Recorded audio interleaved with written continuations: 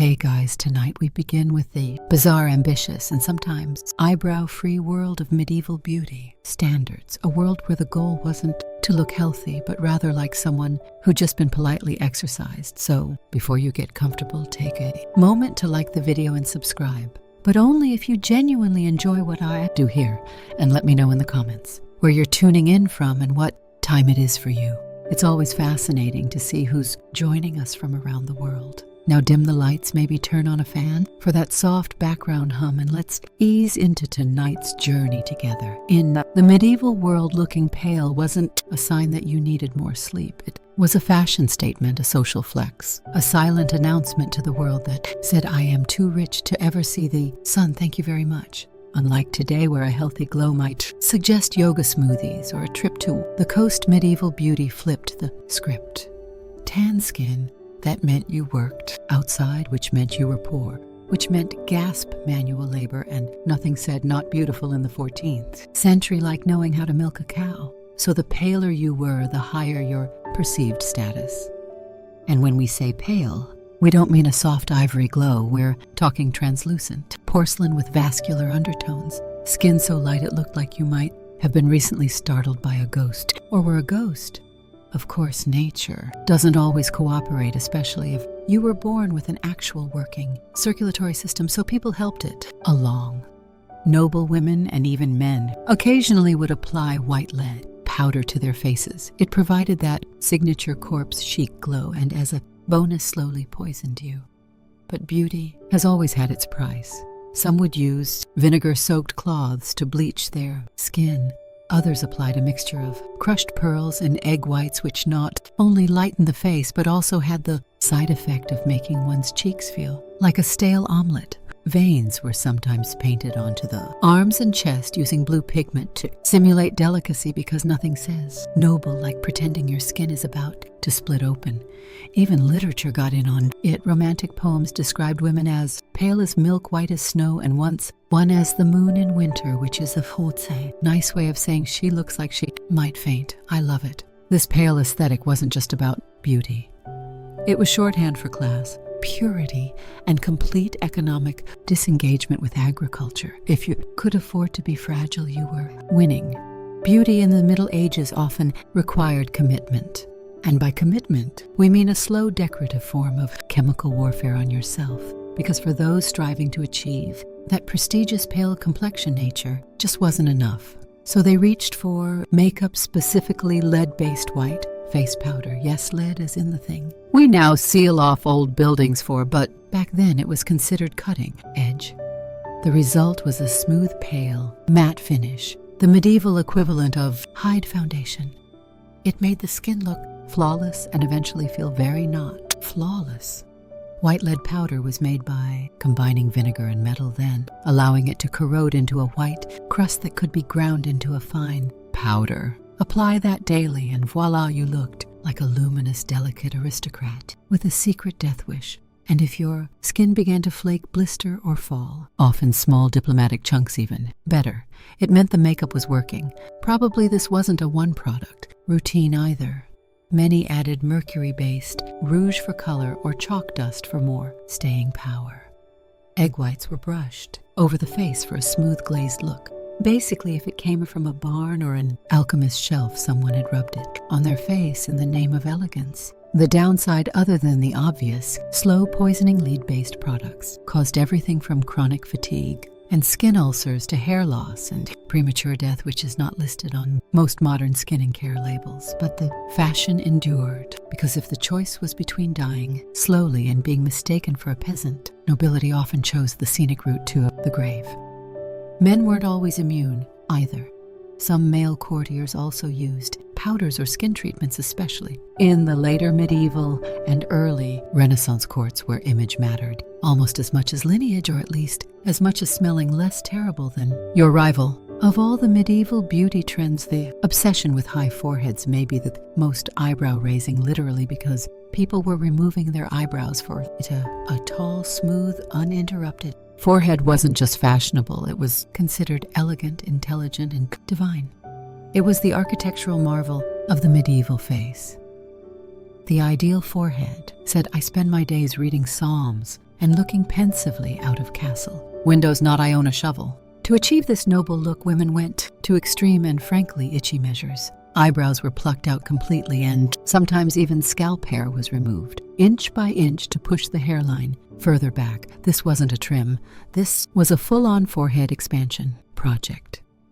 Medieval grooming manuals advised women to use tweezers, hot cloths, and depilatory creams made from things like cat dung quicklime or vinegar-soaked leeches, all in the name of showcasing a forehead that could double as a sundial. The results were striking. Portraits from the time show women with serene expressions and foreheads so vast you could host a joust on them, combined with pale skin and soft facial features. This high dome aesthetic became shorthand for refined beauty. It wasn't all about the face either. Fashion supported this look. Tight-fitting hoods, wimples, and pennons, those famous cone-shaped hats, all helped pull the hairline up or at least hide the part where your eyebrows used to live. And this wasn't just some isolated castle trend. From England to France to Italy, noble women leaned into the high forehead style, while artists and poets reinforced it by praising women whose faces began somewhere near the crown of the head. Of course, not everyone could afford the time or tools to pluck themselves into perfection. So in a moment of medieval ingenuity, some women faked it by drawing their new forehead slightly higher and covering the rest with headbands or veils. That's right. The Middle Ages had their own version of contouring. It just involved a lot more fabric. In medieval Europe, eyebrows weren't just underappreciated. They were actively eliminated. Modern trends may celebrate bold brows, feathered arches, and TikTok tutorials, but in the 14th and 15th centuries, eyebrows were seen as unnecessary facial clutter. To achieve the ideal look, women plucked their eyebrows into near non-existence or erased them entirely. Why? Because a bare, smooth forehead was considered elegant and refined, and any sign of actual hair growth interrupted the aesthetic. Eyebrows were basically seen as stubborn weeds on the garden of the face. Some went even further and shaved the brow area completely, ensuring that not a single strand interfered with their alabaster-hide glory. It's the sort of commitment that would make modern beauty. Influencers blinked twice, mostly because there were no brow pencils to draw them back in. To remove the brows, medieval women used tweezers, wax pumice stones, or for the especially brave mixtures containing quicklime, vinegar, or arsenic. Yes, arsenic. Because nothing says dedication to your look like risking mild facial melting. This was more than just a passing fad. Art from the period, from illuminated manuscripts to oil portraits, confirms the trend. Noble women are frequently depicted with smooth foreheads and expressionless eyes, framed by nothing but skin. The result is either serene or slightly alien. Depends on the lighting. Interestingly, the no-brow trend wasn't entirely uniform. In some parts of Europe, thin or lightly arched brows persisted, especially as influences from the Middle East and Byzantine Empire filtered through trade and war. But by and large, the message was clear. If people can see your eyebrows, you're doing it wrong. And this wasn't just for women. Men, especially those close to court life, occasionally trimmed or groomed their brows as part of a larger aesthetic of refinement, though full removal was rare among males unless they'd lost them in a particularly heated theological debate. What this all tells us is that medieval beauty ideals weren't about looking natural. They were about looking curated, symbolic, and just a bit angelic. Angels, after all, rarely have brows in art. Coincidence? Possibly. But it worked for them. In the Middle Ages, having a touch of color in your cheeks was desirable, but like most things in medieval life, there were real social risks and a vague chance of damnation. The ideal was a subtle blush, like you just heard a mildly scandalous poem or stepped outdoors for 30 seconds, but not long enough to tan, heaven forbid. A gentle rose hue on the cheeks suggested youth, fertility, and general survival. All things that were considered attractive, particularly if you could maintain them past the age of 28, but you couldn't look like you were trying.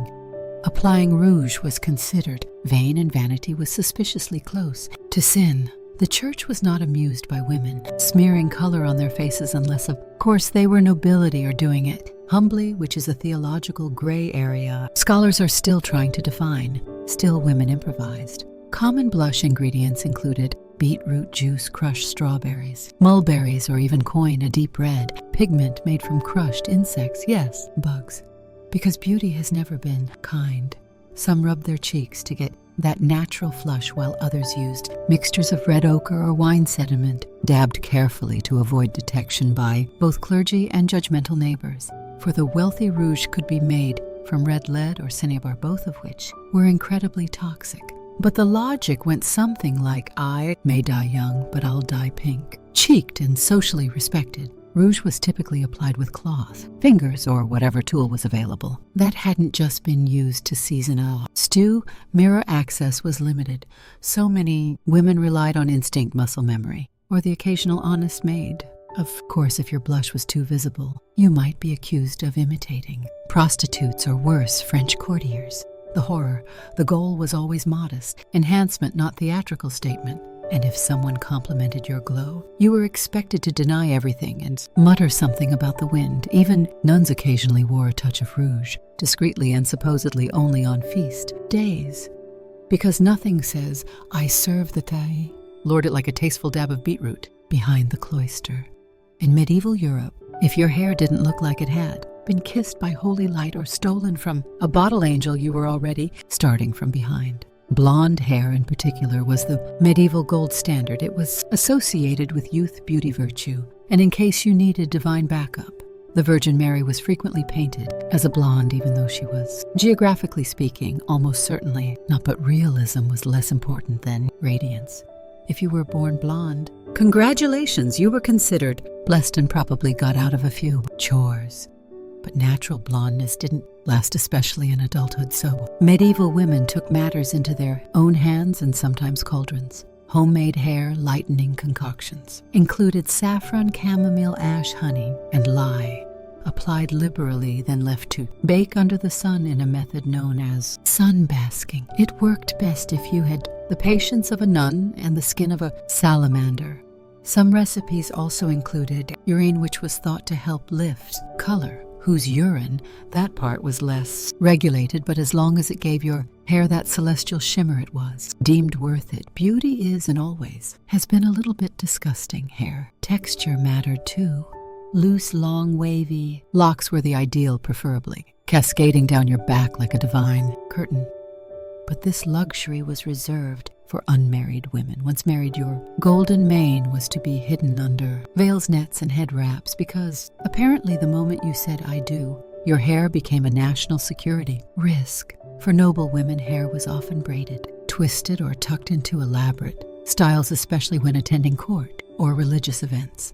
These hairstyles were frequently accessorized with silk, ribbons, beads, or embroidery, just in case you needed to remind the room you didn't shear sheep for a living. Men weren't left out either. While not quite as judged, men with thick golden locks were often romanticized in poetry, and art nights with flowing hair charging into battle were the medieval version of shampoo commercials. In medieval Europe, hair was a lot like money. If you had it, you didn't necessarily show it off unless you were trying to get married. Then suddenly it became a strategic asset. Unmarried women were encouraged to wear their hair long and loose as a symbol of purity and innocence, though not too loose, unless you were going for the ethereal forest maiden look, which was only socially acceptable if you were, say, an actual saint or being martyred. Otherwise, a gentle braid would suffice. But once married, your hair was immediately banished from public view. Congratulations, you now had a husband and an obligation to wrap your locks tighter than a monastery's wine budget. Enter the world of veils, wimples, nets, and kifs, a medieval wardrobe of modesty that could make even the most radiant blonde disappear under 3 layers of beige linen. These coverings weren't just modest, they were practical. They protected hair from smoke, lice, and unsolicited compliments from troubadours. The most dedicated women layered their coverings. A coif, a close-fitting cap, might be worn under a veil, which could then be pinned beneath a wimple that wrapped under the chin. The effect, you looked like a pious, well-bundled sandwich, and that was the goal. But fashion is rarely satisfied with just function. As time went on, headwear got more elaborate. Nets were embroidered with gold thread. Veils were starched into geometric shapes. Some noble women wore silken cages for their braids accessorized with jewels and tiny bells because nothing says subtle beauty like jingling when you turn your head. In many cultures, concealed hair was tied to morality. A covered head was seen as modest and virtuous. Exposed hair on a married woman, however, could get you compared to a lady of the night, or worse, a French woman. Of course, some women rebelled. They would let a little curl slip out or wear translucent veils that technically counted as covered while still letting the world admire their carefully dyed strands. Medieval loopholes were alive and well. If medieval beauty had one unspoken rule, it was this: taller is nobler. And we're not talking about your legs. By the 15th century, women across Europe began embracing a fashion trend that quite literally elevated their appearance. The hennin. You know, the one. Those towering cone-shaped hats that looked like they were designed by someone who spent too much time around church steeples. The hennin wasn't just headwear. It was a social ladder you wore. These hats could reach upwards of 2 feet, sometimes even more, especially among the French and Burgundian elite. The taller the hennin, the higher your status and the more doors you smacked into on your way to dinner, often made from fine silk, velvet, or brocade. Hennins were structured with wire frames, giving them that dangerously aerodynamic shape. A sheer veil, usually cascaded from the tip, adding movement, mystery, and a good chance of getting caught in candles. Now, getting your hair to fit under one of these things was an art in itself. Hair was braided and stuffed up into the cone, or sometimes completely shaved around the forehead real estate again, to help the hennin sit properly. Comfort was not part of the design brief, but hennins weren't the only vertical obsession. Some women wore heart-shaped scopins, which looked like 2 croissants glued to either side of the head, or butterfly hennins, where veils were spread out like wings, great for drama, not so much for rain. Outside of nobility, most women stuck with veils, linen caps, or surlets. Simpler, less dangerous, and less likely to be mistaken for a siege weapon. Clergy and conservative thinkers, as expected, were less than enthused. They warned that such ostentation invited vanity sin and possibly neck strain. Still, hennins remained popular among those who could afford them, much like most terrible but fashionable ideas throughout history. And while men didn't wear towering cones, they had their own style, statements. Think feathered caps, fur-trimmed hoods, and pointy shoes that could double as fencing equipment. In medieval times, a woman's ideal body wasn't meant to be athletic, curvy, or toned. No, the goal was to appear delicate, demure, and possibly recovering from a fainting spell. The ideal figure was slim, soft, and slightly ethereal, like someone who lived on honey water courtly poems, and perhaps one figure weak. Beauty manuals didn't advise women to build strength or endurance.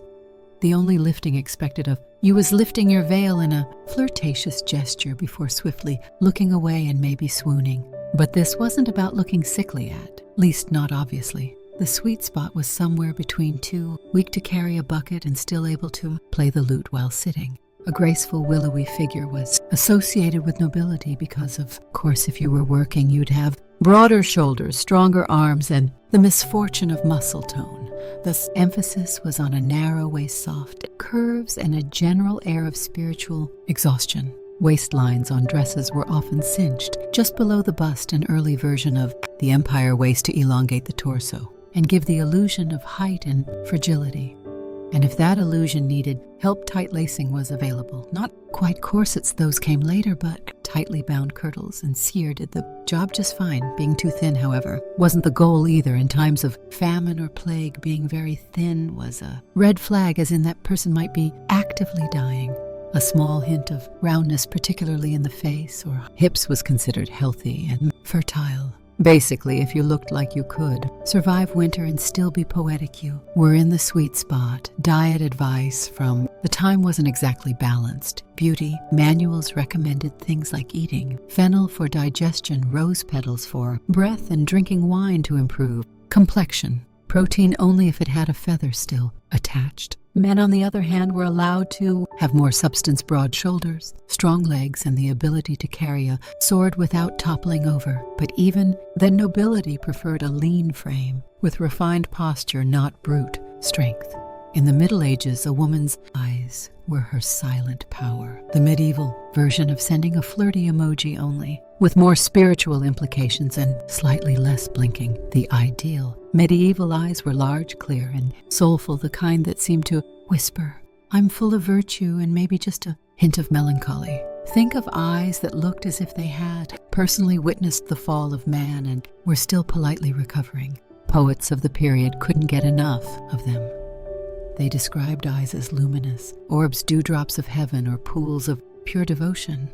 What they rarely said was, bloodshot, allergy-ridden, or I was up all night churning butter. Light-colored eyes, blue or gray, were often idealized. In Northern Europe, associated with innocence, purity, and the general assumption that you hadn't seen too many disturbing things, or at least pretended not to. In Southern Europe, darker eyes were admired too, especially if they came paired with a noble lineage and a good doughy.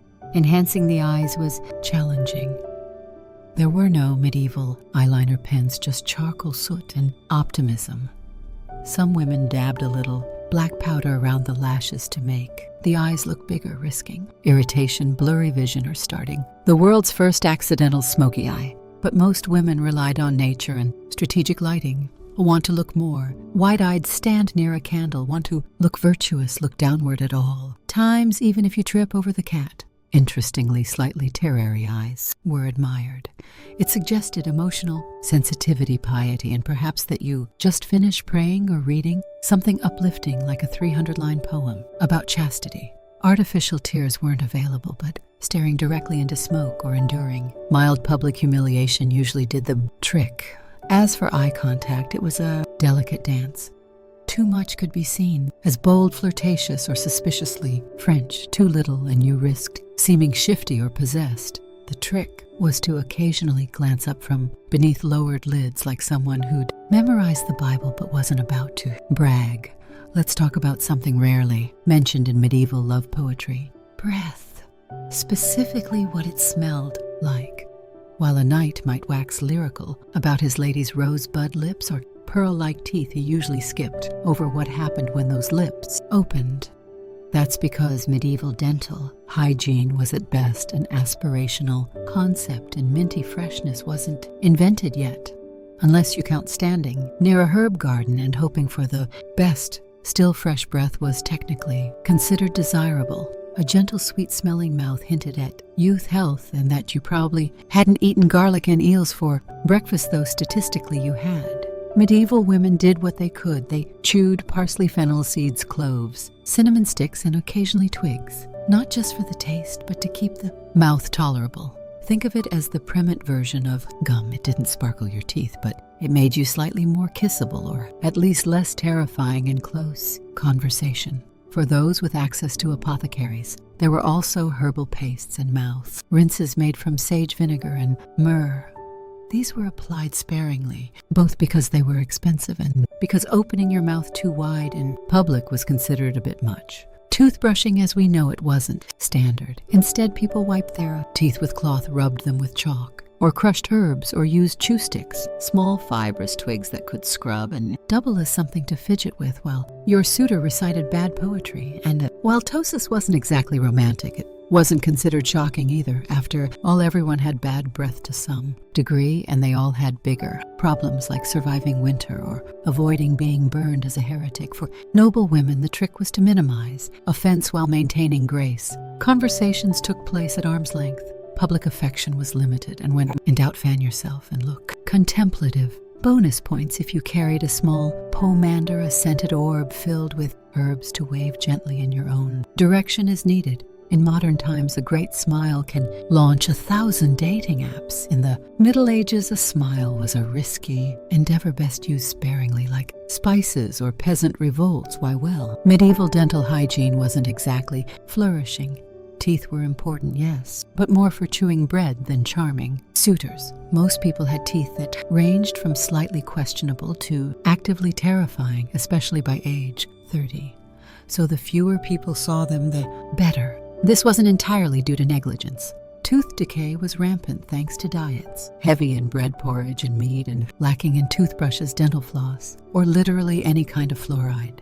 Sugar wasn't widely consumed yet in most of Europe, but even basic starches broke down into tooth-tarnishing misery. Also, dental surgery at the time was essentially an exorcism with pliers. Despite this, a healthy smile was quietly admired, just not loudly. Celebrated, white even teeth were rare and seen as a mark of youth and fortune and perhaps a miracle. But people weren't going around flashing big toothy grins like medieval toothpaste commercials. In fact, a demure closed lip smile was far more fashionable. Think I might be contemplating a sonnet rather than I'm thrilled to be here. Some women even used powders made of sage salt or ground up coral to try and clean or whiten their teeth. These methods were mildly effective and mostly abrasive. Imagine brushing with sand and hoping for the best, but overall teeth were tolerated, not flaunted. Medieval art, for instance, almost never depicts open-mouthed smiles. Even saints and angels usually keep their mouths politely closed as if they too were quietly aware of the risks of showing murs. Men weren't immune either. Knight might win the heart of a lady with his bravery and a chiseled jawline, but no ballad ever included the line, "Hispids gleamed like ivory." There's a reason troubadours sang about eyes, hair, and hands, not breath and bite alignment. When it came to medieval beauty standards for men, the expectations were oddly specific. You didn't need to be chiseled like a Greek statue, but you also couldn't look like you'd just fallen off a hay cart. The sweet spot was somewhere between ready to joust and could write a poem about jousting without actually doing it.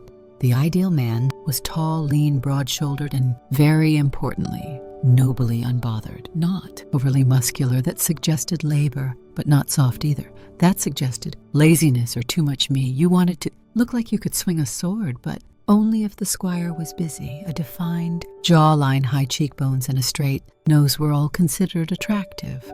Think prince in an illuminated manuscript rather than village strong man. A well-groomed beard or a smooth, clean-shaven face was acceptable, depending on the region and era, but either way it needed to look intentional, not like you'd been lost in the woods for a week. Hair was typically shoulder length and styled especially for noblemen.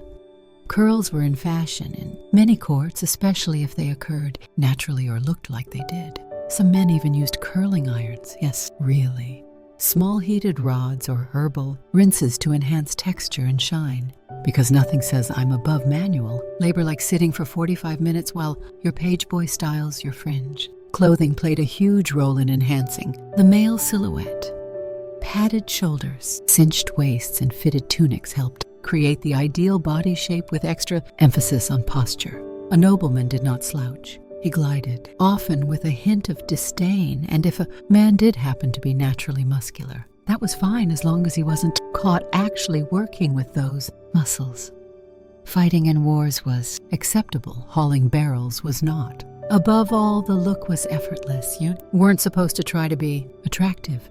You were simply born noble, and that alone made you appealing. A kind of medieval version of hot without trying, except instead of a gym membership you inherited land and a falcon in an era where bathing was technically optional and plumbing was mostly a dream with a Latin name sent. Management became an art form and not the glamorous walk through a cloud of Chanel No. 5 kind of art, more the mace it and pray variety. To be fair, people did bathe, just not as often as we'd hope, especially depending on the century, location, and plague frequency. So to keep from offending nostrils, human and divine medieval men and women turned to the electory power of herbs, oils, and perfume pouches. Let's begin with the commander. A small hollow ball, made of metal worn on a chain or pinned to clothing and filled with strongly scented herbs like cloves, rosemary, cinnamon, sage, and occasionally something ominously labeled powder of roses. These weren't just for elegance. They were portable smell shields. Think of them as the medieval version of walking around with a freezy grenade. The nobility also favored perfumed gloves, handkerchiefs, and even scented combs. Everything was fair game for aroma enhancement, including hair, which was sometimes doused with floral waters or vinegar infusions that smelled slightly better than sweat and desperation. Speaking of sweat, yes, people absolutely sweated. Medieval garments were heavy, summers were hot, and deodorant was still several centuries away from reinventing armpits. The solution layers of linen which absorbed sweat and could be washed more frequently than the woolen or silk outer garments. Some added herbal sachets to their underlayers, hoping to combat odor with fragrant optimism. Bathhouse were a thing especially during the early medieval and late medieval periods, but access varied wildly. The church eventually frowned upon communal nudity, which really put a damper on hygiene enthusiasm. So many turned to dry bathing, which is exactly as unrefreshing as it sounds. Wiping yourself with a cloth, then spritzing on scented water and pretending that counted. And then there were the overachievers, people who kept flower petals in their shoes or stuffed herbs in their bed linens to smell vaguely like someone who had recently seen a garden. In medieval Europe, beauty wasn't just skin deep, it was morally loaded. A well-composed face could be a divine blessing, a social weapon, or a trap set by the devil himself, sometimes all three before breakfast.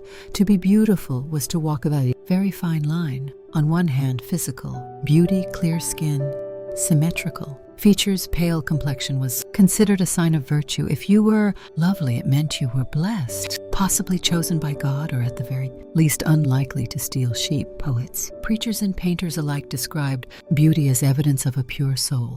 But there was a catch. If you knew you were beautiful, or worse, if you used that beauty to your advantage, you immediately became suspect. Vanity was a sin, remember, and showing too much interest in one's appearance hinted at pride seduction, or worst of all, French tendencies. Medieval sermons warned that women's beauty could tempt men into sin, which, of course, was entirely the woman's fault. Eve set a precedent, and medieval Europe ran with it for a solid 1,000 years. A woman wearing makeup, showing a bit of hair, or fluttering her lashes at the wrong night could easily find herself accused of being everything from immoral to outright demonic. Some even believed that beauty could be an illusion, a sorceress's disguise,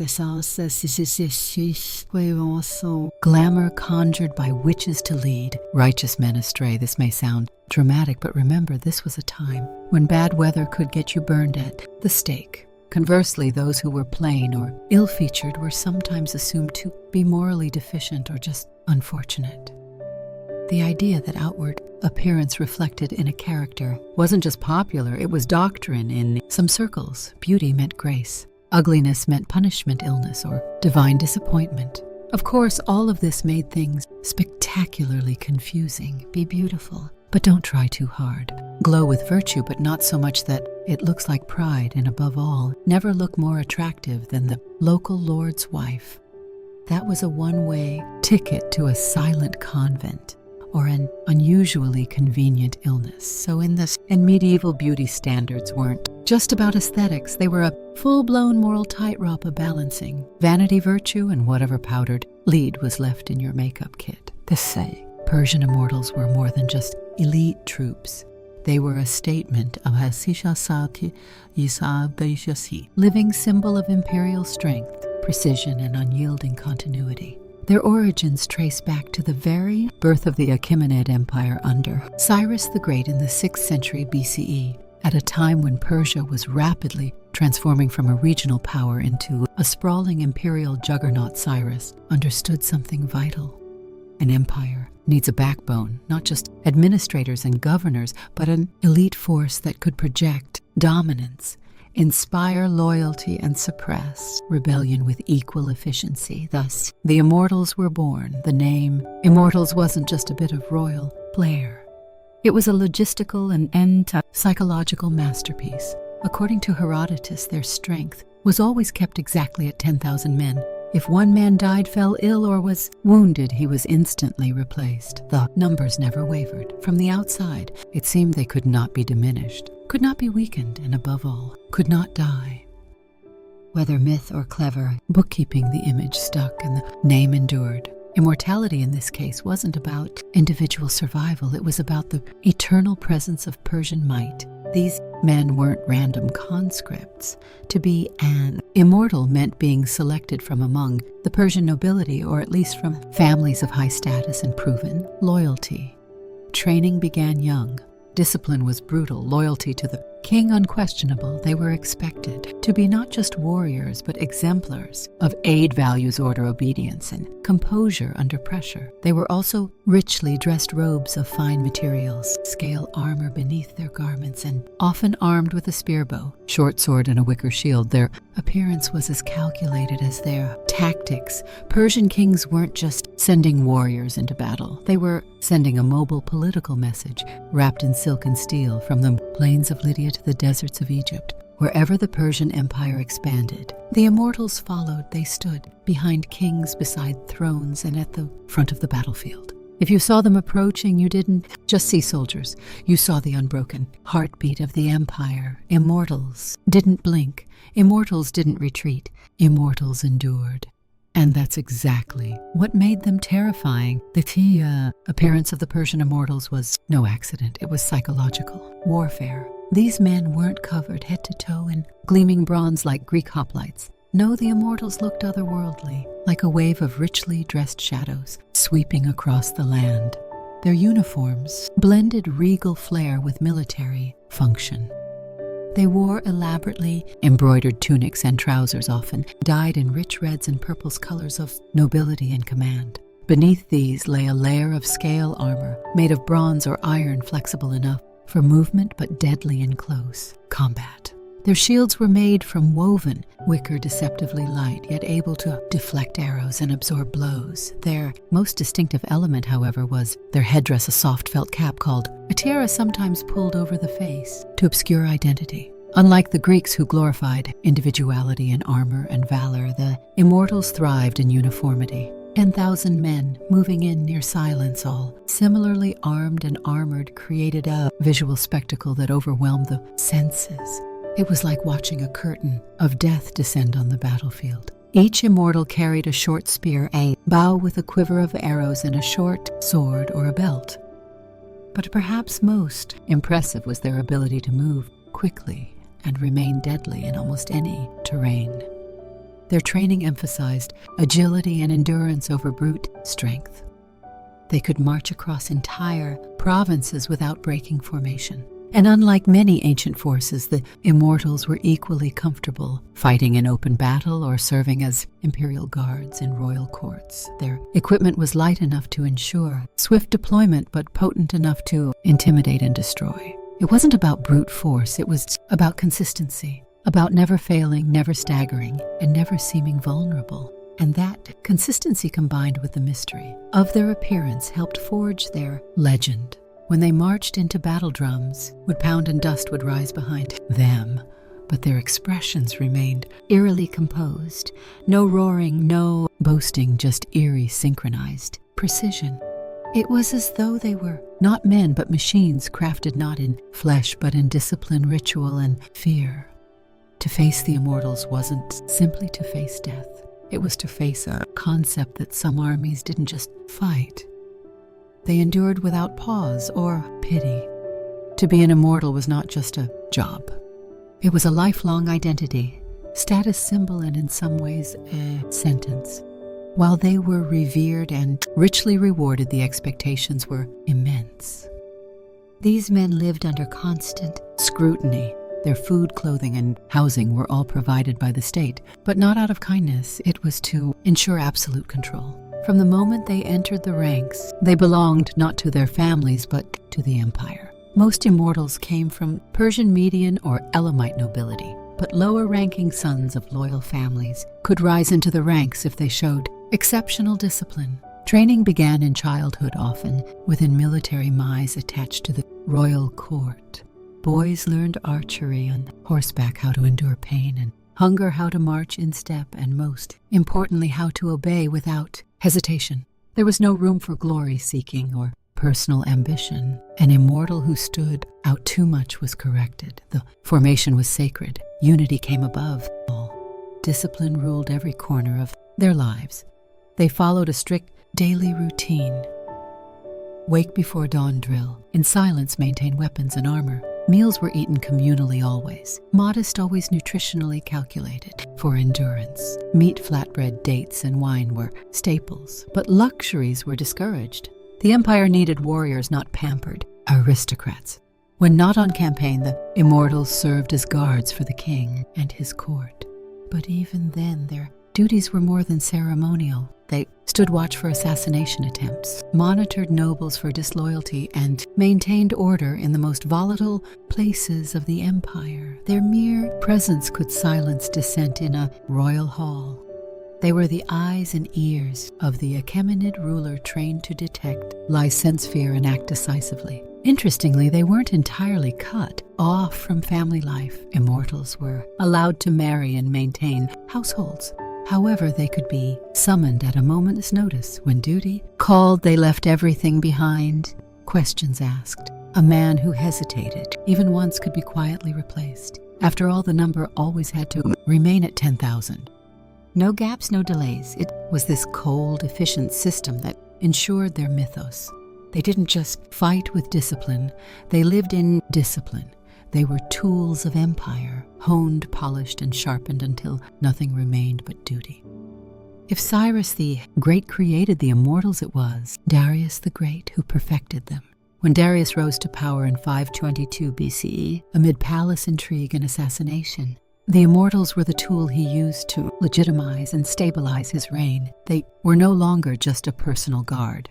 They were an extension of royal authority woven directly into the fabric of his expanding imperial bureaucracy. Darius understood that power didn't only rest on military strength, but on the illusion of order and inevitability. And nothing projected that image more effectively than the immortals. He paraded them at festivals, had them stationed prominently around his new capital of Pipolis, and sent them on high-profile missions. They were always visible, always composed, always the same 10,000 eternal faces of Persian dominance. But Darius also reshaped their tactical role. Under his leadership, the immortals became a core element of Persian combined arms warfare, no longer just elite infantry. They were often deployed alongside archers, cavalry, and chariotry in the coordinated strikes. Darius placed immense value on strategic flexibility, and the immortals had to adapt. They trained more rigorously in ranged combat, siege, warfare, and battlefield coordination. Reports from later Greek observers describe how they moved with terrifying efficiency, firing arrows in volleys while slowly advancing behind their wicker shields, never breaking formation. They also became heavily involved in suppressing rebellions. Darius's empire stretched from Egypt to the Indus Valley, and revolts were frequent. The immortals were often the first wave of retaliation in Elam, Babylon, and Sia. They acted as both punishment and message. The empire is watching, and the king's will is inexhaustible. It was under Darius that they earned a darker reputation, not just elite warriors, but instruments of fear and retribution. Even their iconography was elevated. Carvings at Pepololis show them in perfect lines, stylized and identical, facing eternity. In stone, these weren't mere portraits. They were propaganda. Darius wanted every subject and visitor to know these men are always here, always armed, and they do not die. Step out of line and you'll meet 1 or 10,000. Through Darius, the immortals became more than a military unit. They were institutionalized fear woven into the royal image, deployed with surgical precision and wrapped in gold-threaded silence. The Persian immortals reached the height of their legend during the reign of Xerxes the Great, and nowhere was their reputation more fiercely tested than at the narrow mountain pass of Thermopylae in 480 BCE. This battle, now mythologized through centuries of art and cinema, wasn't just a clash of armies. It was a symbolic collision between two radically different worldviews. Persian imperial order versus Greek city-state defiance. And at the center of the storm stood the immortals. When Xerxes invaded Greece with what ancient sources claimed was the largest army the world had ever seen, he brought the immortals as his personal vanguard. They didn't just guard him. They were a scalpel in the heart of chaos. Their reputation alone preceded them. The Greeks had heard of the 10,000 who never died, the elite troops who served kings like gods and fought with flawless precision. At Thermopylae, they met resistance that rattled their mythos. King Leonidas and his few thousand Greeks, most famously. 300 Spartans held the narrow pass against wave after wave of Persian attacks. On the second day of battle, Xerxes ordered the Immortals to break the Greek line. It was meant to be a crushing blow. After all, these were the elite of the elite. But what followed was not the instant rout Xerxes expected. The Immortals, skilled as they were constrained by the tight geography of the pass. Their bows were nearly useless in such confined space, and their shorter spears couldn't reach past the long dory of the Greek hoplites. For hours they clashed with disciplined Spartans who fought in tight, interlocking phalanxes trained from childhood for exactly this kind of combat. The Immortals suffered losses, heavy ones. Herodotus noted perhaps with some glee that they were no more successful than the ordinary troops. It wasn't just a military defeat, it was a rupture in their image. The Immortals had always appeared untouchable gods of war in silk and scale. But at Thermop, they bled, they died. And for the first time, the illusion of their immortality cracked under the weight of Spartan spears and Greek defiance. Yet even in defeat, they remained terrifying. They adapted, they regrouped, and they marched again. Immortality, after all, wasn't about invincibility. It was about endurance. The most fascinating part of the Persian Immortals wasn't just their training or battlefield tactics. It was their system. What truly made them immortal wasn't magic or divine favor. It was administration, cold, efficient, relentless bureaucracy. When one immortal fell, whether in battle due to illness or by retirement, another took his place instantly. No mourning, no ceremony, just a seamless substitution. The total number always remained exactly 10,000. This wasn't a poetic exaggeration, it was by design. The Achaemenid Empire ran on logistics, and the Immortals were the prime example. They had a constantly maintained pool of trainees and understudies, young men being groomed to fill vacancies the moment they appeared. These replacements were kept in the capital, supervised, drilled, and rotated through lesser duties until called up. This internal structure made the Immortals far more than a static elite unit. They were a living system of excellence, always regenerating, always evolving. To facilitate this, records were kept with meticulous care. Officers known as Azarapatis, literally commander of 1,000, oversaw recruitment, discipline, and supply. There were 10 such commanders beneath the overall leader of the Immortals. Below them, a web of sub-commanders, scribes, and quartermasters ensured every man had the correct arms rations, lodging, and medical support. Lose a man in Egypt. Replacement is dispatched from Sawa. Soldier breaks a leg during patrol, and Media, his successor, is already packing his gear. This machinery extended beyond just military readiness. It was psychological. The illusion of 10,000 unchanging warriors was a tool of imperial terror. If you killed one another immediately, stepped into his place, it didn't matter who they were individually. The identity was irrelevant. The presence was eternal, like a hydra of discipline. And Silk, the Immortals created the illusion of unstoppable force because the machine never paused to grieve. Even off the battlefield, this system functioned flawlessly. If an Immortal's family became disloyal or politically compromised, he was quietly removed and replaced. No scandal, no drama. The line moved forward as if nothing had changed. This mechanism, so alien compared to the glory-seeking Greek ethos, was perhaps the Immortals' greatest strength. Not skill, not courage, but the cold certainty that they could never truly disappear. While the Persian Immortals are remembered as warriors, they were also something far subtler, diplomats in armor. In the Imamend worldview, military force wasn't just about conquest. It was about presence. And the Immortals were often deployed not just to fight, but to be seen to enter foreign courts as living representations of Persian elegance and power. Their silken robes, gilded weapons, and perfect discipline made them terrifying in battle but mesmerizing in peace. When ambassadors arrived in foreign lands, the Immortals often accompanied them not for protection, but as spectacle. Imagine a small elite escort entering a Greek or Babylonian city. 10. Men perfectly synchronized dressed, not in rough leather or blood-stained bronze, but in fine tunics laced with gold, silent and unreadable behind their soft felt headdresses. They didn't shout or threaten. They didn't need to. Their very existence was a negotiation. In satrapies' provinces, immortals were regularly stationed to remind local governors where true power resided. They rarely interfered with civil rule, but they were always there, watching. A whisper of sedition could bring a squad of them to a governor's door. Rebellion in the provinces was often stopped before it began, simply because the alternative facing the immortals was too dreadful to consider. Even within the royal court, their presence was multifunctional. They acted as ceremonial guards during Norse festivals, coronations, and diplomatic receptions, but behind the scenes they monitored. Courtiers sniffed out treason and enforced the king's will with silent efficiency. Some historians argue they acted almost like an internal intelligence agency, an ever-present warning that loyalty was not optional. This dual identity, warrior and envoy, enforcer and ornament, was part of their genius, unlike most elite units of ancient times who lived for the glory of battle alone. The immortals served a much broader imperial strategy. War was just one tool. Theirs was an empire held together not just by swords, but by symbols. The immortals understood that fear and awe are siblings.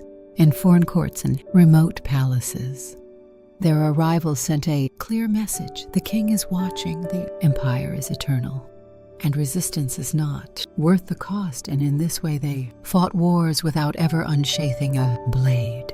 All empires age, and so do their legends. By the later years of the Amanid Empire, the immortals were still feared, still respected, but no longer invincible. The machinery that had once made them immortal began to rust, not with a dramatic collapse, but with slow, creeping inefficiency. As Persian kings grew increasingly detached from the battlefield, more concerned with courtly luxury and intrigue, the immortals too began to shift from hardened warriors into royal ornaments under kings like Artaxerxes. And Darius III, the elite guard, still existed, still dressed the part, still marched in perfect formation, but cracks had formed.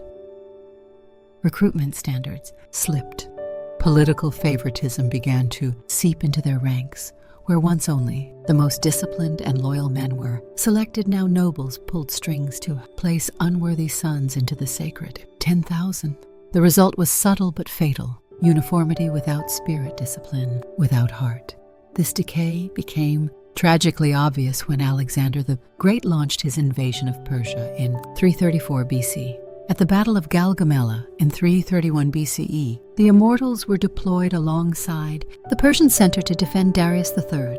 And although they fought with courage, they could not hold against the tactical brilliance and ruthless momentum of Alexander's Macedonian phalanx. They were outflanked, outmaneuvered, and overwhelmed. Worse yet, the myth didn't survive the battle. For centuries, the name immortals had inspired awe, but Gaugamela proved they were no longer what they had been under Cyrus the Great or Xerxes' fist. The machinery of instant replacement faltered. The backup system that once made their losses invisible simply wasn't in place anymore. The unit never recovered. When Alexander marched into Peploa and took the royal palace, he walked into a shell of an empire. The immortals weren't there to defend it. The unbroken line had finally been broken, but their story didn't end with defeat. Elements of the immortals lived on. Alexander co-opted Persian traditions into his army. Later in the Sasanian Empire, a new elite force would rise, sometimes even called immortals again by historians. Though not direct descendants, they echoed the original myth, 10,000 strong, elite, fearsome, eternal. Even in their fall, the immortals left a blueprint. They had shown the world how to build not just an army, but a legend. The Persian immortals may have vanished from the battlefield, but their influence never disappeared. Long after the fall of the Achaemenid Empire, the idea of an unbreakable elite fighting force remained lodged in the imagination of generals, kings, and storytellers alike. Their legend endured, not because they won every battle, but because they represented something larger. The perfection of state, controlled power, an army that didn't age, didn't question, and didn't falter. When the Greeks described them, it was with a mix of awe and suspicion. Herodotus called them immortals not because they could not be killed, but because they could not be seen to die. Their replacements were immediate, their presence eternal. To the Greeks, this was eerie, almost unnatural. They were used to war as a chaotic personal affair. The immortals were something else, precise, faceless, disciplined to the edge of humanity. In Roman times, scholars still referenced the immortals when speaking of ancient power. Even Byzantine historians noted the structure of the Persian elite guard as something to be admired. And in the early Islamic period, Arab historians recounted tales of the 10,000 who had once guarded kings of old, their spears glinting like a forest of silver under the desert sun. The concept would be revived again in the Sasanian Empire, where an elite cavalry corps, sometimes referred to by historians as the New Immortals, served as the empire's armored fist. Though not directly descended from the Achaemenid unit, they carried the same mission, embodying imperial invincibility. Even Napoleon Bonaparte centuries later studied Persian military organization and praised their structure. Culturally, the immortals seeped into myth. Modern media often misrepresents them, turning them into monsters, demons, or masked assassins. But the truth was far more compelling. They were human, terrifyingly human. Ordinary men turned into instruments of empire through relentless training, psychological control, and a deeply embedded system of continuity. They didn't need magic to become legendary, just consistency and silence. Their greatest weapon wasn't their sword, it was the idea that they were always coming, an eternal shadow on the horizon. And so the immortals live on in stone carvings, in battle doctrines, and in the whispered fears of those who know that power, when well organized and endlessly replaced, can become something very close to immortality. Before there were legends of Greek Amazon, there were the Scythians, nomadic warriors of the Eurasian steppe, feared and respected from the Black Sea to the Alai Mountains. Unlike most ancient societies, the Scythian women didn't stay behind the tents weaving cloth or raising children. They rode horses, wielded bows, and went to war. And they didn't just accompany men into battle. They led and fought with lethal skill. These were not exceptions. This was the culture. Greek historians like Herodotus were stunned when they encountered these women. He described entire tribes where women refused to marry unless they had first killed an enemy in combat. His words, originally intended as exotic. Curiosities have since found archaeological proof. Burial mounds called Koreans scattered across Ukraine, Kazakhstan, and southern Russia have yielded astonishing finds. The skeletons of young women buried with bows, arrows, swords, and even battle-inflicted injuries. One such discovery revealed a woman with an arrowhead lodged in her spine, her body armored, her grave richly furnished. These weren't ceremonial weapons. They had been used, and so had she. Science society was fundamentally different from its contemporaries. Life on the steppe demanded mobility and resilience. Everyone, male or female, had to ride, hunt, and defend the tribe. Girls learned archery as young as boys did. They wore the same leather, trousers, the same armor. They even wore their hair and tattoos in similar fashion, indistinguishable on horseback under a storm of arrows. This created a warrior culture in which gender roles were fluid on the battlefield but strict off it. A Sian woman could be deadly at full gallop and then return home to fulfill ritual and maternal duties. The two roles were not in conflict. They were complementary. Greek myths of the Amazon may have been inspired by exaggerated encounters with Scian women. But while the Amazon of myth vanished into fantasy, the Scians were real. They fought Persians, clashed with Greeks, and terrified the Macedonians. And for centuries they roamed the steppe with fire and fury, men and women alike. In the small West African kingdom of Dahomey, modern-day Benin, an army of women once struck fear into European colonizers, rival kingdoms, and anyone foolish enough to underestimate them. They were known as the Aogi, but the French nicknamed them the Dahomey Amazon, comparison to the Greek myths. But these warriors were very real. By the 18th and 19th centuries, the Agogogi had become the standing royal guard of Dahomey's king. But they weren't just guards. They were elite infantry trained to kill, to defend, and to never retreat. Initially, they may have started as elephant hunters or palace attendants, but over time they evolved into a formal, feared military force. recruited as young girls often chosen for their strength or spirit. The Agogoji were separated from families and placed into intense training. Discipline was total. They ran obstacle courses filled with thorns sparred with real blades and swore oaths of celibacy and absolute loyalty to the king. They wore braided sashes and carried muskets, machetes, and clubs. But their deadliest weapon was psychological. European observers during the 19th century were shocked by their fearlessness and brutality. One French officer noted with unease how a Dahomey Amazon rushed forward, ripped open a man's throat, then calmly wiped her blade. These were not symbolic warriors. They were frontline shock, troops used in raids, battles, and ambushes during the Franco-Dahomeyan Wars in the 1890s. The Agoji went toe-to-toe with French colonial troops. Outnumbered and outgunned, they still launched night raids, executed ambushes, and fought street by street to defend their kingdom. Their tenacity forced French commanders to reconsider their tactics and their assumptions about gender in combat, but it wasn't just their battlefield success that mattered. The Dahomey Amazon existed in a deeply patriarchal world, and yet they carved out a space of total autonomy and influence. They advised kings. They performed ceremonial duties, and they shaped the kingdom's foreign policy, not from behind the scenes, but with blades in hand. Though the French ultimately defeated Dahomey, the legend of the Agoji never died. In fact, their legacy helped inspire modern fictional warriors like the Dora Milaje in Marvel's Black Panther. But truth, as always, is more impressive than fiction. In the shadowy pages of Japan's medieval history, one woman rides through blood and legend alike. Tomo Gozen, a samurai, warrior of the late 12th century. She fought during the Genpei War, a brutal civil conflict between the Minamoto and Taira clans that gave birth to the first shogunate. Tomoe wasn't a symbolic figure or a passive consort.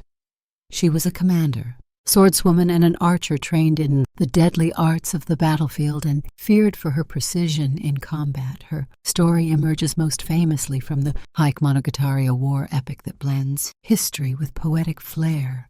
In it, Tomoe is described as especially beautiful, with white skin, long hair, and charming features. But the next sentence drops the real thunder. She was also a remarkably strong archer, and as a swordswoman she was a warrior, worth 1,000. Beauty and lethality weren't contradictions, they were fused. Tomoe served under Minamoto no Yoshinaka, a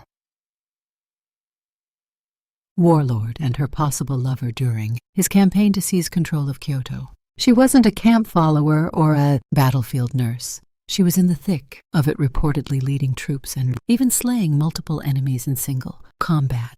At the Battle of Awazu in 1184, facing encirclement by rival Minamoto, forces Yoshinaka ordered his last stand. Rather than flee, Tomoe chose to fight. In one of her most famous encounters, she's said to have dismounted a charging enemy horseman, wrestled him to the ground, and beheaded him on the spot. She then calmly remounted and continued into the chaos. That moment, possibly embellished, possibly true, has endured for centuries as a symbol of her unmatched composure and skill. But what happened to Tomo after the war remains a mystery. Some say she was captured and forced into marriage. Others say she became a nun, retreating into silence. Still others believe she vanished like a ghost back into the mists of legend. Whatever the truth, the legacy of Tomo Goen survived in theater, folklore, and national memory. In a society built on rigid gender roles and patriarchal control, Tomo Goen stood apart, blade drawn head high and utterly unafraid. She wasn't just fighting for her lord. She was fighting for her right to exist in a world that told her she shouldn't. In the 1st century CE, the Roman Empire was at its peak, disciplined, organized, and seemingly unstoppable. But then came Boudica, a flame-haired Celtic queen from Britannia who nearly brought the Roman machine to its knees. Her name would echo through history as a symbol of raw vengeance, national pride, and the terrifying force of a woman with nothing left to lose.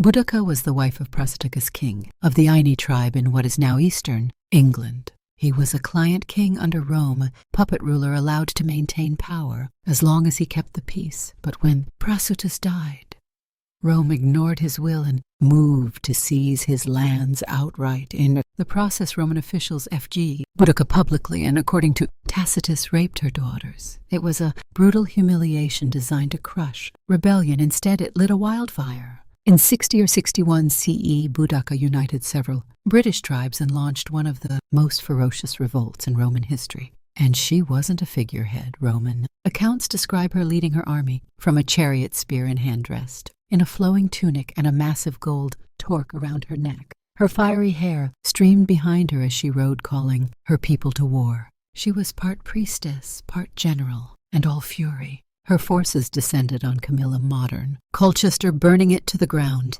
Next came Londinium, the seed of modern London, where she slaughtered Roman colonists and razed the city. Historians estimate over 70,000 Romans and sympathizers were killed in just a few months. Her army left a trail of ash and shattered arrogance behind them. But the Romans under Governor Gaius Suetonius Paulinus regrouped. Despite being vastly outnumbered, they lured Boudica into a pitched battle where Roman discipline and formation tactics proved decisive. The rebellion was crushed.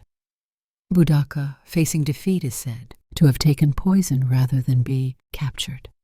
Though her uprising failed, Boudica's legacy only grew. Roman historians painted her as a barbarian, and yet one whose courage and leadership were impossible to ignore. For the British, especially in later centuries, she became a symbol of resistance against tyranny, both foreign and domestic. In the war-ravaged steppes of Central Asia, during the Golden Age of Mongol expansion, there emerged a woman who terrified warriors and embarrassed princes, not with a sword, but with sheer physical dominance. Her name was Cutalune, and she was the great-great-granddaughter of none other than Genghis Khan.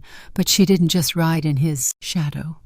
She carved out a legend of her own, one headlock at a time, born around 12 and 60 CE. Cutalune was the daughter of Kaidu Khan, a powerful cousin of Kublai Khan and a rival claimant to leadership in the Mongol Empire. Cutalune was raised like a warrior, prince trained in archery, horse riding, and battlefield tactics. But she stood out most for her talent in wrestling, a deeply respected and highly competitive sport among the Mongols. According to the Persian historian Rashid Aline, Cutalune vowed she would only marry a man who could beat her in a wrestling match. Many tried, all failed. Dozens of suitors walked away defeated and humiliated, some even wagering horses, gold or herds on their chances. It's said she amassed 10,000 horses from her victories, turning her into not just a champion, but one of the wealthiest women on the steppe. But Cutalune wasn't just tossing men onto the dirt for fun. She fought alongside her father in real battles, commanding troops and breaking enemy lines. During campaigns against both rival Mongol factions and Chinese forces, Cutalune was Kaidu's most trusted military advisor. He even considered naming her as his successor. An unprecedented move in a culture dominated by male warlords. This unsurprisingly sparked backlash. Some Mongol nobles whispered that her influence was unnatural, her power too threatening. In the end, Kaidu didn't make her his heir, choosing a male relative instead, but her reputation endured.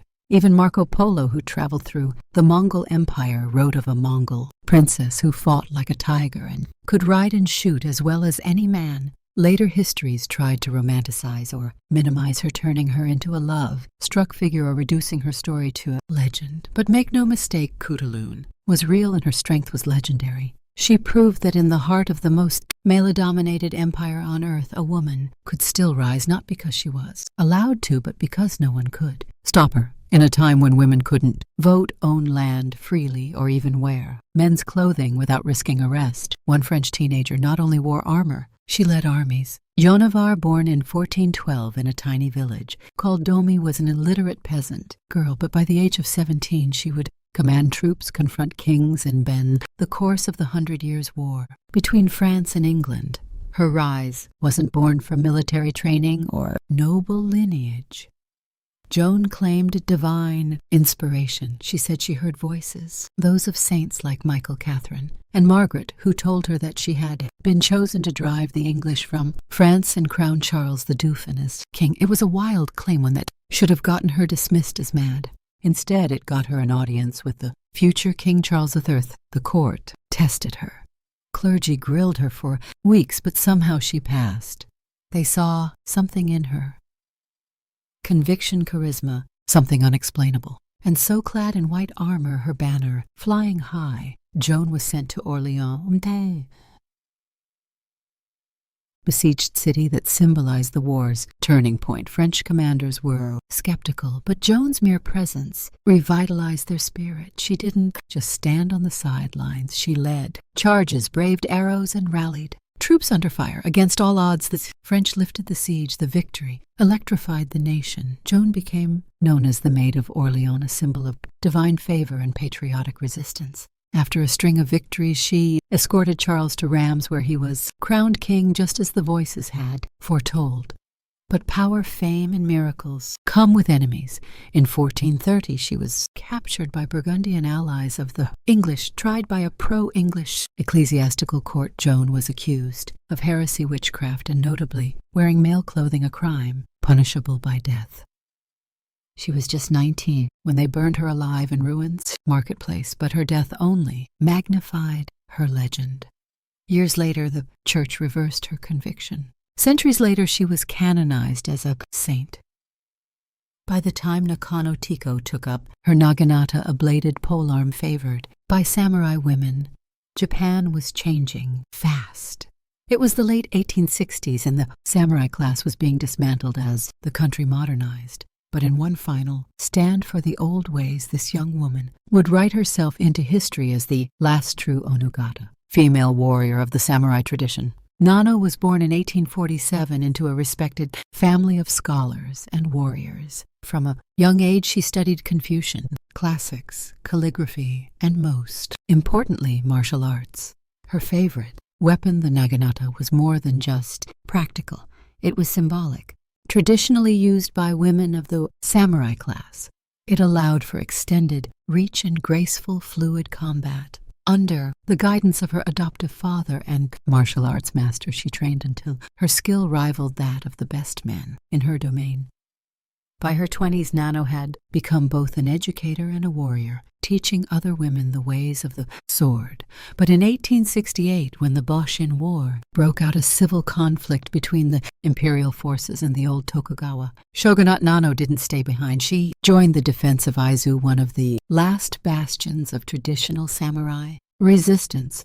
Women were not officially allowed to serve, but Nano formed an unofficial unit of female fighters known as the Joshtai, the women's army, that in hakama pants and traditional armor, these women fought fiercely alongside the men, protecting their families, their city, and their way of life. At the Battle of Aizu, Nano led her unit in hand-to-hand combat against imperial troops armed with rifles. According to witnesses, she killed several enemies before being shot in the chest.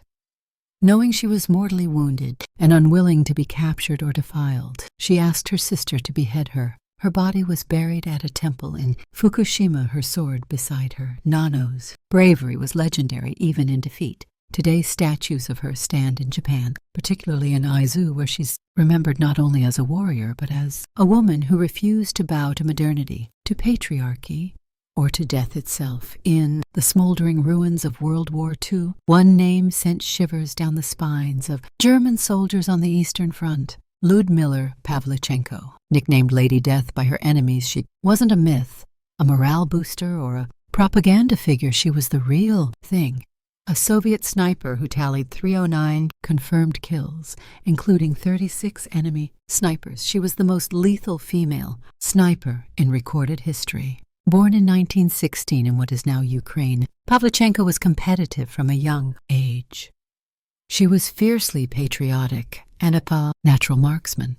When Nazi Germany invaded the Soviet Union in 1941, she was just 24 years old and studying history at university, but instead of books, she picked up a rifle and volunteered for the Red Army. Officials initially suggested she become a nurse. She refused. She wanted a combat role, and she got one. Deployed to the front lines during the siege of Odessa and later the siege of Sevastopol, Pavlichenko earned her reputation the hard way. She spent long hours motionless, camouflaged in freezing terrain, waiting for the perfect shot. Her targets weren't just foot soldiers. She hunted officers, machine gunners, and rival snipers. She operated with nerves of steel, patience bordering on supernatural, and an absolute hatred for the invaders. Her kill count climbed so high she was pulled from the front and sent on a diplomatic tour of the United States, Canada, and the UK. There she met President Franklin D. Roosevelt and formed a friendship with Elena Roosevelt, who admired her composure and intellect. Pavlichenko gave speeches urging the Allies to open a second front in Europe and mocking reporters who asked her sexist questions about makeup and skirt length. After the war, she didn't retreat into obscurity. She earned her degree, became a historian, and trained future generations of Soviet snipers. Though she suffered from war-related trauma and injuries, her legacy endured. She received the Hero of the Soviet Union Medal and remains a national hero in both Russia and Ukraine. In a world that often doubts the place of women in war, Lyudmila Pavlichenko didn't argue. She didn't protest. She simply did the job better than almost anyone who ever lived. For every famous name, Boudica Tomoy, Gozin Lyudmila Pavlichenko, there are countless others whose stories have slipped through the cracks of mainstream history. History, after all, was largely written by men, and when women picked up swords, rifles, or spears, they were often omitted, downplayed, or turned into myth. But make no mistake, warrior, women have been there all along, across continents, across centuries, and their silence was not voluntary. Consider the Trung sisters of Vietnam, Trung Trac, and Trunghi, who led a rebellion against Chinese occupation in the 1st century CE. They rode elephants into battle, rallied thousands of followers, and ruled an independent state for 3 years before being crushed by superior Chinese forces. Their resistance is still commemorated today with temples and festivals in their honor, even though global history books rarely mention them. Or the Ya Asantewar of the Ashanti Empire in West Africa, who in 1900 led a rebellion against British colonial forces. As Queen Mother, she rallied her people when the British demanded the sacred golden stool, the symbol of Ashanti sovereignty. She delivered fiery speeches and led her troops in battle, showing that leadership and defiance knew no gender. There were Viking shield maidens, likely not as common as legend suggests, but very much present.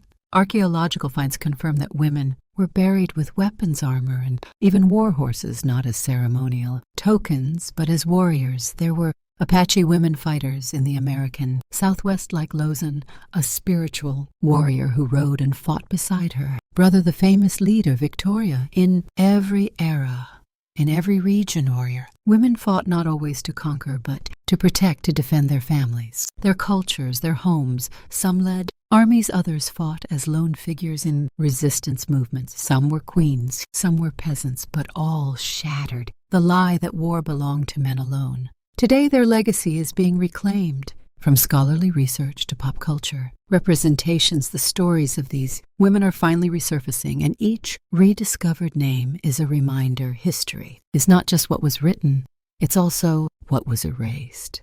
These women didn't ask to be remembered, they asked to be respected, and slowly the world is beginning to listen. In the heart of ancient Mesopotamia, modern-day Iraq music wasn't just entertainment, it was ritual, power, and language, and no instrument embodied this more than the lyre. Among the world's earliest stringed instruments, the Mesopotamian lyre dates back over 400 or 500 years, emerging from the Sumerian city of where music was woven into both temple ceremony and royal court life.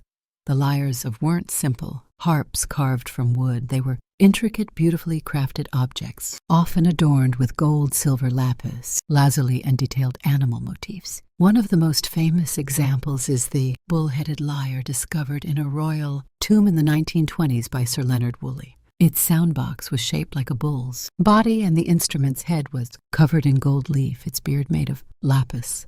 But this wasn't just for show.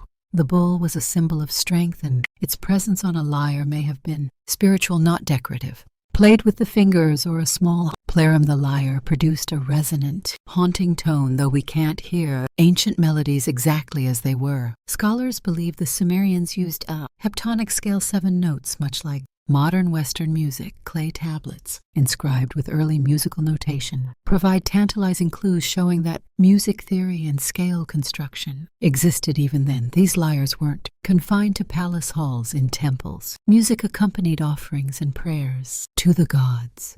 Hymns were sung with lyre, accompaniment in honor of deities like Inanna and Enlil, turning music into a sacred bridge between human and divine. Inerary rites lyres mourned the dead, helping guide souls into the afterlife. They weren't just instruments, they were voices of transition and transformation. Mesopotamian musicians held a respected role in society. Some were female priestesses, others were court performers. They memorized complex songs, passed down orally, often learning from a young age within structured schools. For scribes and musicians, today, replicas of these ancient lyres are played in museums and reconstructions, their soft twanging echoes reminding us that long before Mozart, before medieval minstrels, or even Homer sung epics, humans were plucking strings in the desert, chasing beauty and sound. While the lyre sang gently to the gods, the owo screamed, wept, and danced through the hearts of the ancient Greeks. This reed-loud double-piped wind instrument was no gentle flute, it was wild, emotional, and unrelenting. To the Greeks, music wasn't just entertainment, it was ethos, a force that shaped the soul. And the allos embodied its most primal edge. Unlike the lyre, which symbolized harmony and order favored by Apollo, the allos was associated with Dionysus, god of wine, ecstasy, and madness. It was often played during rituals, dramatic performances, and military marches, giving it a range of emotional and functional uses. It consisted of two pipes, usually made of wood bone or ivory, each with its own reed and fingering holes. The musician, or it, played both pipes simultaneously, producing a dense, penetrating sound closer to a bagpipe than a modern flute. This required incredible breath control. Musicians often used a technique called circular breathing, inhaling through the nose while pushing air out through the cheeks, allowing them to play continuously. The effort warped their faces and puffed their cheeks so much so that athletes sometimes mocked Aulet players for their awkward appearance. Yet despite the jokes, Aulet players were respected, even revered in certain circles. The aulos was not for calm background music. It stirred the blood. In ancient Greek theater, it accompanied tragedies and comedies, adding mood and momentum to performances by Sophocles and Euripides. In battle, it kept hoplites marching in step, its blaring voice slicing through the chaos, and during Bacchic rituals, it pushed dancers into trance-like states, dissolving the line between performer and possessed. Plato had a complicated relationship with the Oos in his Republic. He famously dismissed it as too emotionally overwhelming, preferring instruments like the lyre and kathara for their intellectual clarity. Yet even he couldn't deny its power. Oos could simulate sorrow, mimic fury, or stir euphoria sometimes, all in the same breath. Today, fragments of ancient alloy survive in museums, and modern reconstructions hint at its raw energy. Unlike the mathematically balanced lyre, the allos wasn't about perfection, it was about release. It carried the sound of frenzy, mourning, seduction, and war. In the ancient courts and scholar studios of China, music was more than art. It was philosophy in motion, and few instruments embody this more than the guin and the guzheng, two-stringed zithers that carried the sounds of dynasties, meditation, and poetic introspection. They may look similar at a glance, but each served a distinct role in shaping China's musical identity. The jin is the elder of the two, an instrument with over 3,000 years of history. With 7 strings and a long fretless wooden body, it produced quiet, subtle tones. To the untrained ear, the guqin sounds almost whisper-like, gentle, slides harmonics and plucked notes that echo like raindrops on old tile. But to Chinese scholars and sages, these sounds reflected the balance between heaven and earth. Confucius himself was said to play the guin, believing it cultivated moral character and inner harmony. In ancient China, learning to play the guin wasn't about becoming a performer. It was about becoming civilized. Contrast this with the guzheng as younger, louder cousin with a brighter sound and more public life. With 16 to 21 strings or more in modern versions, the guzheng was built for performance. Its curved wooden frame and movable bridges allow for rich melodies and dramatic glissandos. Musicians pluck the strings with pli attached to their fingers, creating cascades of notes that shimmer like flowing water. It was favored in palaces, folk music, and even military camps, where the guin whispered to the soul. The guzheng sang to the crowd. Both instruments had roles in ritual and storytelling. The Gwyn often accompanied poetry, readings, philosophical lectures, and meditation. The gujin was used in banquets, operas, and to recount historical epics. Its music could mimic galloping horses, flowing rivers, or weeping lovers, all through vibrating silk strings and masterful fingerwork. These instruments also represented gendered spaces in ancient China. Gwyn was traditionally played by male scholars, while the guzheng became more associated with female performers, especially in later dynasties. Yet both were respected, taught in musical mise, and written into the Confucian ideals of balanced education. Today, both Gwyn and guzheng are still played, revived in classical and contemporary settings alike. They remain living echoes of China's ancient soul, where music was not only heard but felt as a path to virtue and emotional depth. In ancient Egypt, music wasn't background noise. It was a sacred tool, a form of divine communication that echoed through temples, tombs, and daily life. From pharaohs to peasants, music was everywhere. It soothed laborers, honored the dead, guided religious rituals, and entertained the living. And the instruments that shaped this soundscape were as diverse as the Nile itself. One of the oldest and most iconic Egyptian instruments was the harp. Early harps curved like bows evolved into larger angular harps that stood as tall as a man. These instruments were plucked with the fingers, often by temple musicians or court entertainers. Harps weren't just for art, they were associated with the afterlife. Paintings often show harpists playing for the souls of the dead, easing their journey into eternity. Then came the siren, a sacred rattle, associated with the goddess Hathor, protector of music, motherhood, and joy. Made of metal with loose crossbars, the siren produced a jangling sound when shaken. It wasn't subtle, but it was powerful. Used in temples to summon gods, purify spaces, and drive out evil spirits, the shaking of a siren was believed to please deities and maintain cosmic order. Flutes, often made from reed or bone, added breathy melodies to processions and rituals. The double clarinet with two pipes, played simultaneously, created a rich, buzzing harmony, a predecessor of the haus of Greece. Percussion came through, frame drums, hand clappers, and even castanets, especially in dances and festivals. Professional musicians in Egypt held respected positions. Many were women depicted in art as harpists, and singers often serving temples. These women were more than entertainers. They were chantresses of Ammon, musicians of Isis, figures of spiritual power. Music could honor God's accompany offerings and mark the transition between life and death. Egyptian notation remains elusive. Unlike Mesopotamia or Greece, few musical records survive, but their instruments depicted vividly in tombs and temples tell us enough. Ancient Egyptians understood music as structure, emotion, and magic. Even in death, music was essential.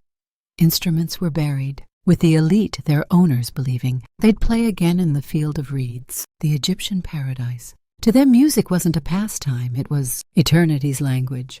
Long before written, words etched history into stone. Ancient African cultures used something far more primal and immediate.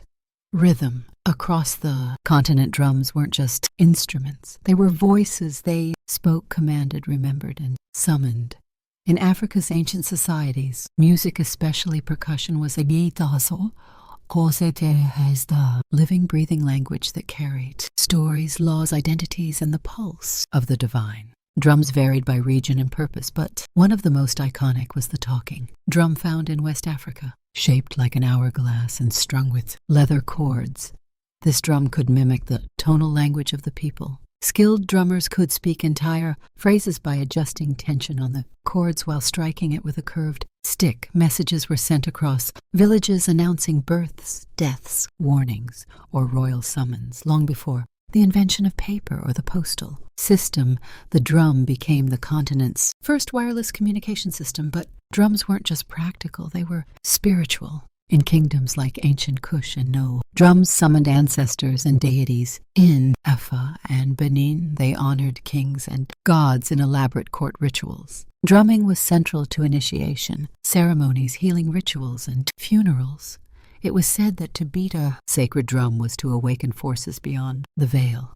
African drums came in countless forms: djembe, dundun, bugarabu, and kedi.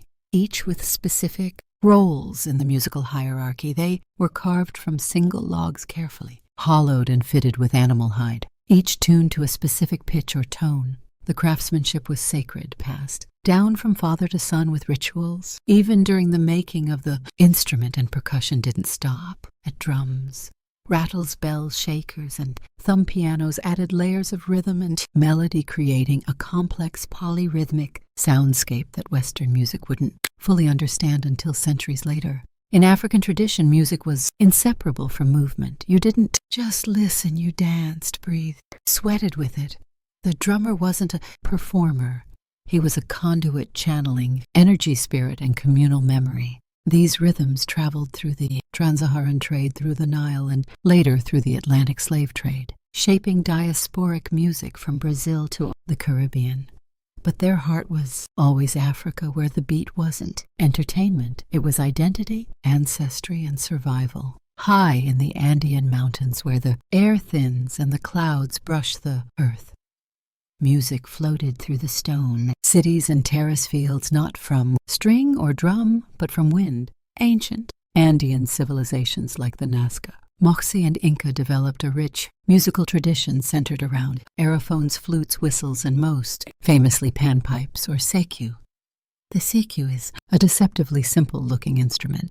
Multiple reeds or bamboo tubes of varying lengths lashed together in a row or stacked in double rows. Each tube plays one note and players alternate rapidly between rows to create melodies. The result is a haunting, breathy harmony that echoes across mountains like a conversation with the wind itself. Seyo ensembles were often played in pairs, two players performing alternating notes in interlocking patterns, a technique called hocketing, which symbolized the Andean ideal of duality and balance in nature and society. Flutes made of bone, clay, or reed were also widespread, some so small they could hang from necklaces, others large, enough to produce deep resonant tones. Many were carved in the shapes of birds, snakes, or spirits, showing the spiritual link between sound and the natural world. These weren't just musical instruments. They were sacred tools. Music was used to call rain, bless harvests, honor the sun, or communicate with ancestors. One particularly fascinating find is the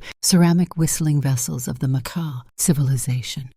When water was poured into them, internal chambers forced air through a whistle, producing eerie tones, literally musical pottery. These were likely used in rituals, combining water, air, and sound into a single ceremonial act.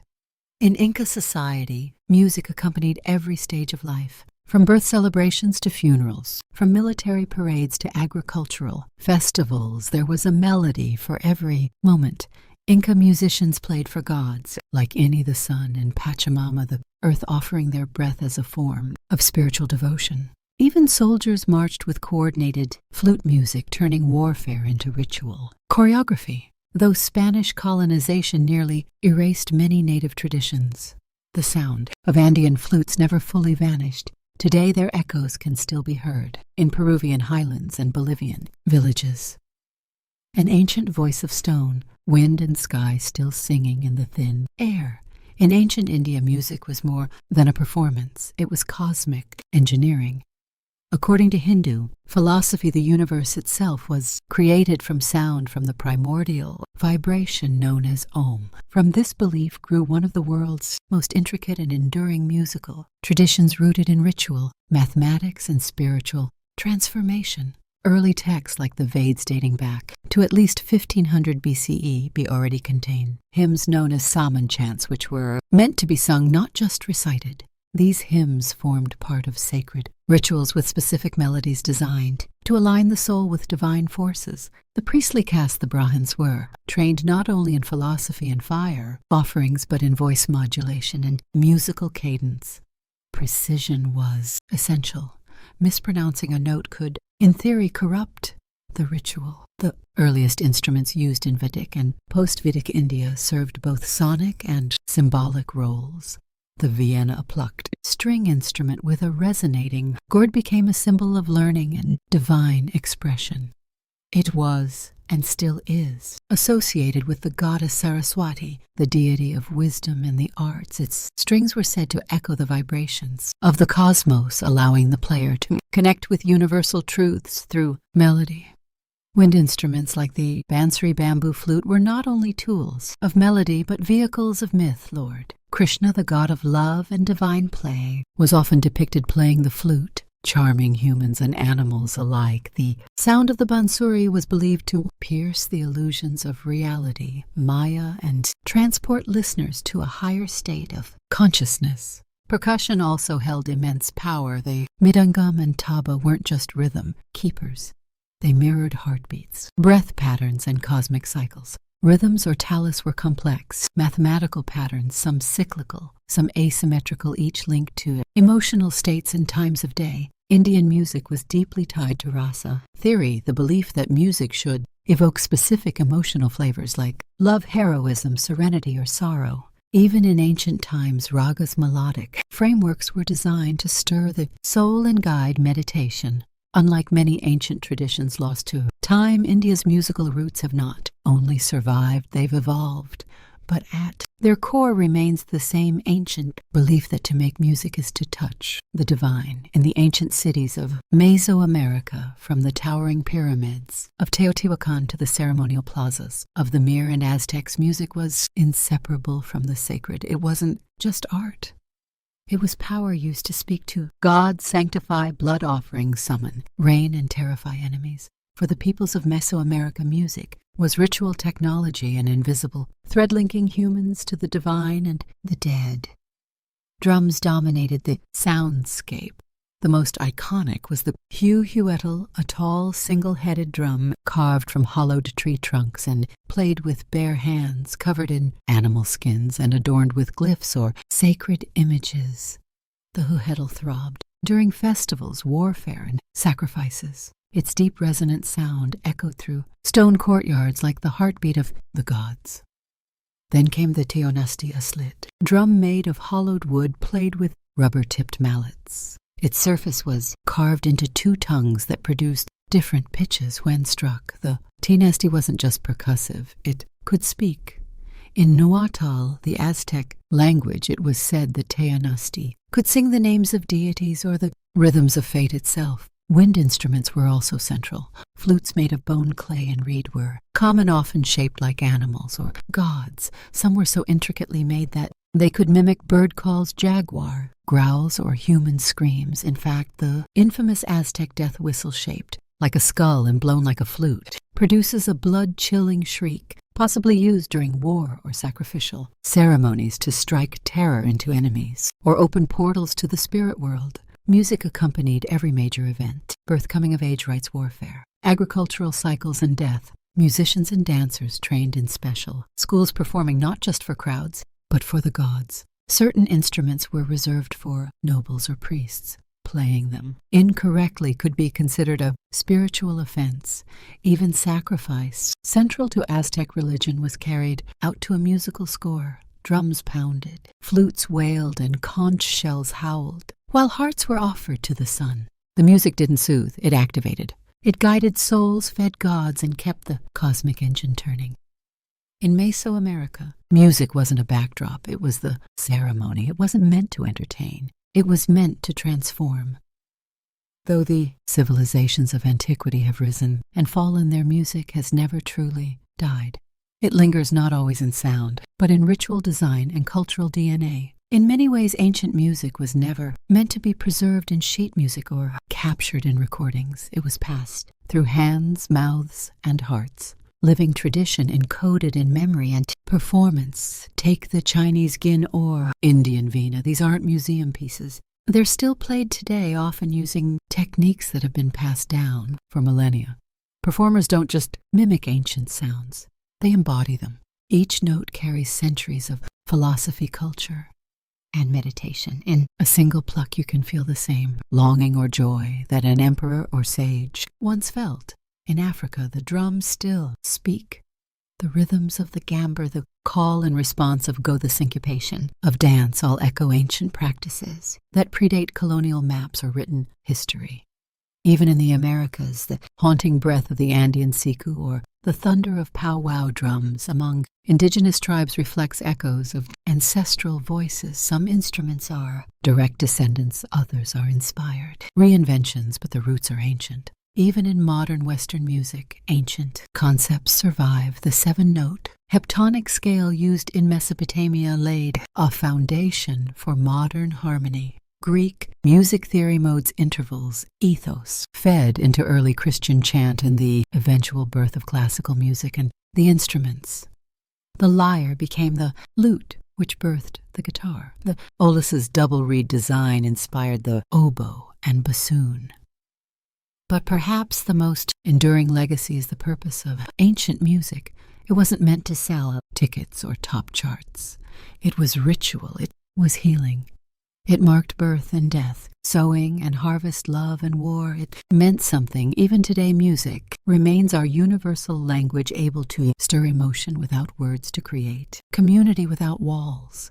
In a digital world overflowing with noise, ancient music reminds us that sound can be sacred, that rhythm can be memory and melody, a thread between worlds, whether whispered from a gin shouted through a war drum or piped from a clay flute. The songs of our ancestors still echo.